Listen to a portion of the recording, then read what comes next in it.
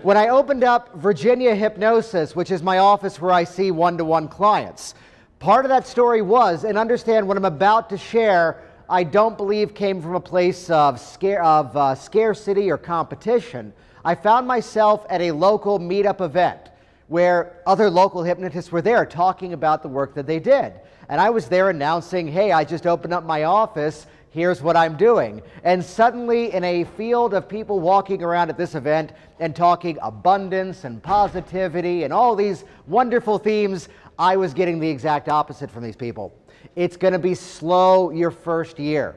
No one's going to come to a brand new hypnotist. You don't have any testimonials. You don't have any referrals. Maybe you should call back your old job and transition more slowly. I was back at the same meetup event another month later, and I had a fully packed office. I was back at the same event a few months later to an audience of people who some of them had been doing hypnosis longer than I had been alive, teaching them what I had done to fully pack my office. So I bring this back to a few key principles, which there's some frames I want to give you that's intentional inside of how I do this, which is that some aspects of what we're going to be talking about today may be slightly technical.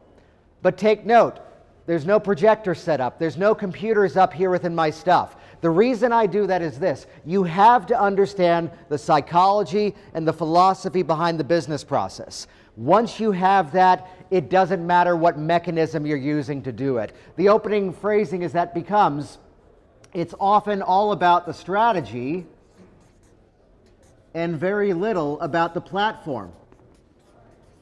Because really, in these opening frames, we're going to set the foundation for everything. That it doesn't matter if it's Facebook.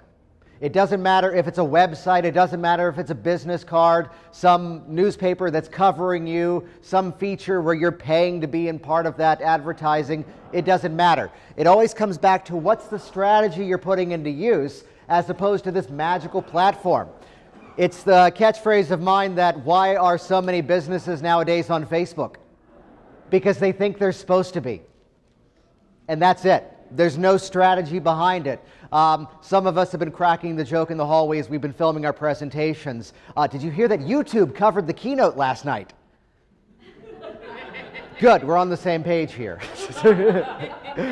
So looking at the shape of business, again, here was this experience where I was getting this very negative phrasing that it's going to be slow the first year. And there's an idea that I live by, which is that I refuse to buy into that premise.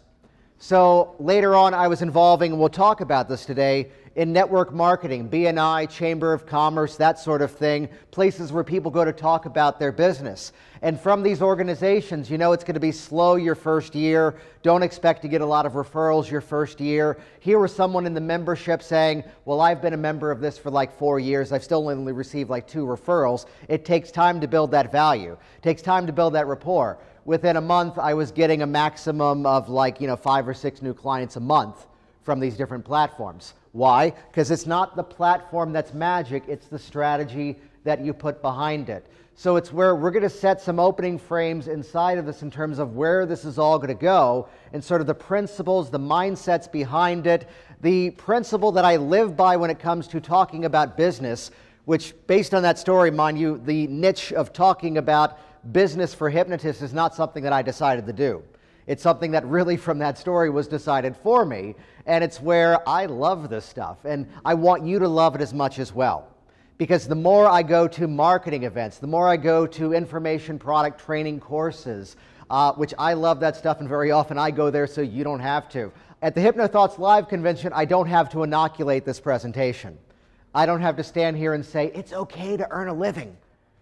I don't have to stand here and say, it's okay to charge for your services. It's okay for me to say, you all should probably raise your rates. As I'm looking at, I've talked to many of you and said that dialogue of, yeah, that rate's good, but change it to this number. It's a weird thing. We'll talk about this later. And I hate this topic of psychologically pleasing numbers. At one point, I had a program that was $950, and I could not sell it. But when I made it $975, everybody was buying it. That's stupid, because it's more. But something about $975 was more psychologically pleasing. And somehow I could never sell anything for $1,300, but if I made it $1,400, everybody bought it. And when I went, let me make it $1,500, suddenly now everybody's buying it. So these little nuances, I'm looking at some folks in the room, I won't target them out, but they were charging $495 for something, and I said, make it $650. Why? It's the same number. I've got one person I was working with that it wasn't him who called back, it was his wife who called up to go, you doubled his income overnight. And we're already seeing the result right away. Thank you. You're going to get some of these premises inside of here. My whole premise is positioning as the hypnosis business guinea pig. I will not teach you something that I have not personally done myself. So there's no armchair philosophy here. And in many ways, you're not just getting the old story of what I did about 10 years ago to get things up and running with Virginia Hypnosis. I'm going to be talking about the stuff that's what's working now.